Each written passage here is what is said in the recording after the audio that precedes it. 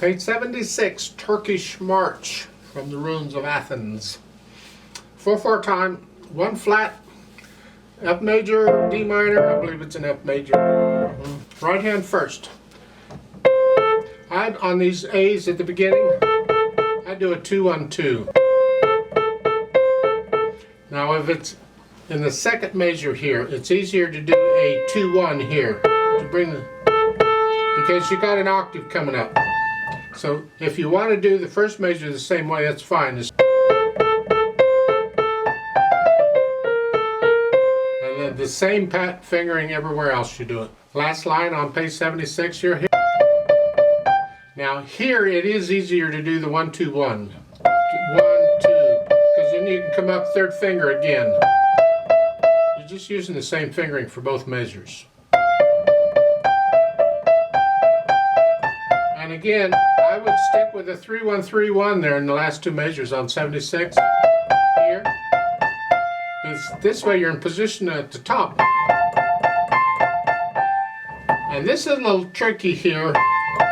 Do the best you can in getting these down at the same time. And then the last note on the second measure, 5th finger. So you're in position. And come up again and do it all again. Third line, you back down here. And again, this works well with a 1-2-1. Because it's the same as at the bottom of page 76.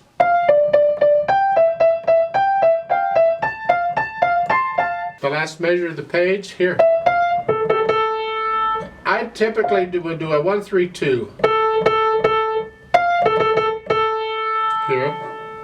This 1-3. I use a lot of patterns.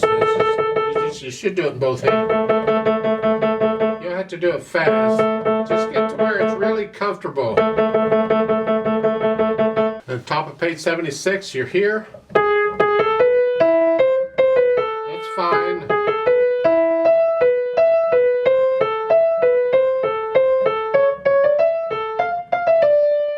The third line down, last measure. Second finger on the C sharp is okay.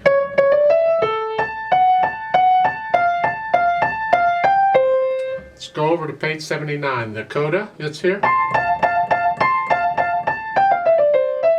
We've had all this fingering before. Left hand. Chords. I don't see a lot of going on in the left hand, you just got the chords. Whatever. On page 78, the broken chords. You're moving around a little bit.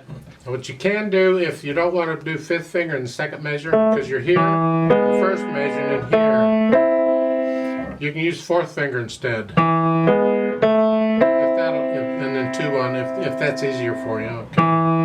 And then come up. Third line, you can do a 4-2 or a 3-2. It's better. 3-2. Because of the chord next to 4-2s, you're a little out of position unless you do that. So 3-2s, same thing, or 3-1 if you want. Put the hands together. We want to hear the right hand.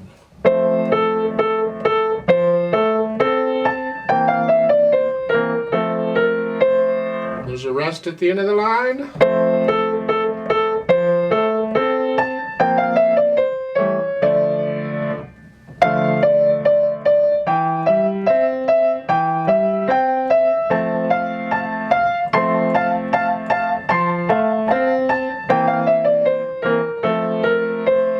You get the idea. Top of page 78, down here.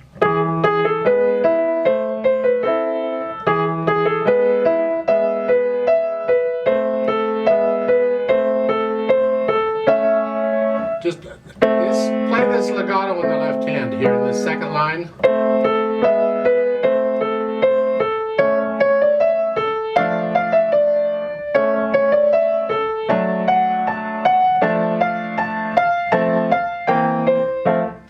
The coda on page 79.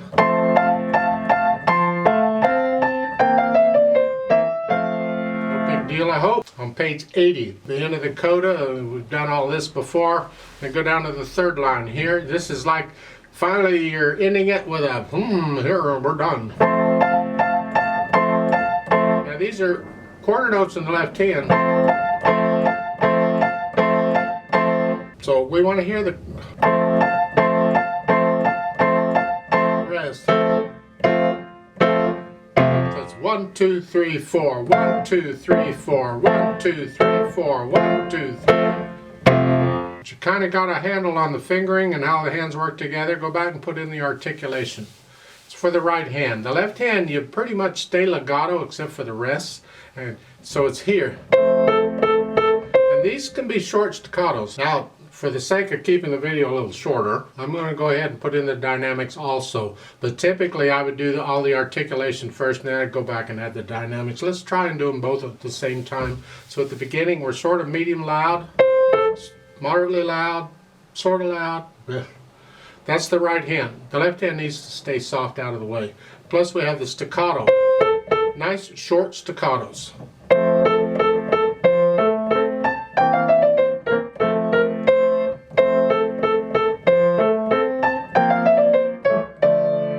That's 1, 2, 3, 4. We want 2 full beats of rest there in the second line, last of it.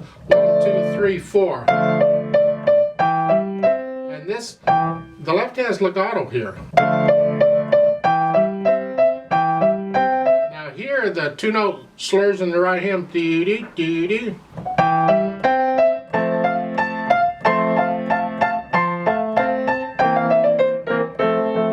You get the idea?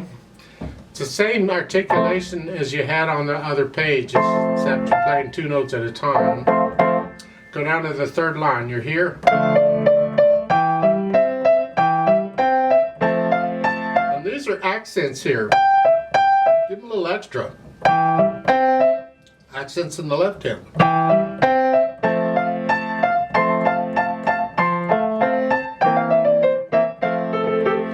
Now here, that note is by itself.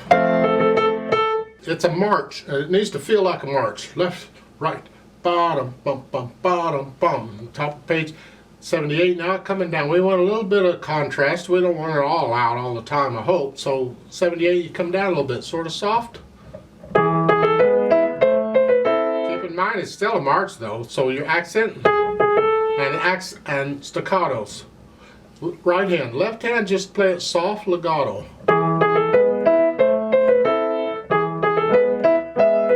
Now accent.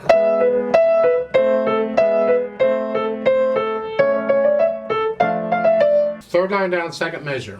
I would lift both hands at the same time here, just together. I don't want that hanging over in this case. In some cases, we want it hanging over. Not here, just. And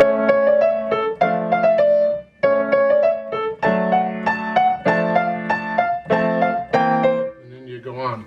Let's go over to the coda. This is loud. This, the right hand.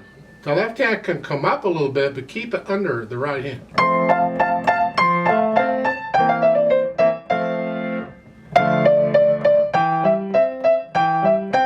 Remember the accents. You get the idea, I hope. And over on page 80. Here, at the beginning, now it's legato here. Come down medium loud here. You can't play repeating those legato, but do the best you can.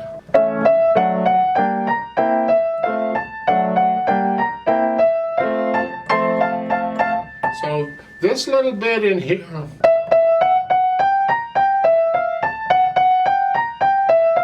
we wonder what's going on. It's some tension. You're getting ready for the end of the piece, and we've added some tension, but it's subdued tension. It's down a little bit because it's not really loud. It's just sort of loud. So it's like a coiled spring that's just waiting to unwind type thing. So now medium soft here. This is still medium soft. Now you're starting to get louder.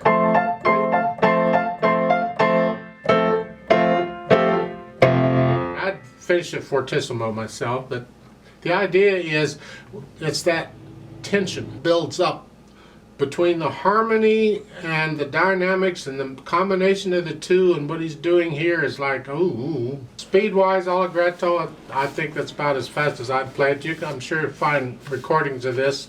Different people have different opinions on what the speed should be, but to me, it's a march. It's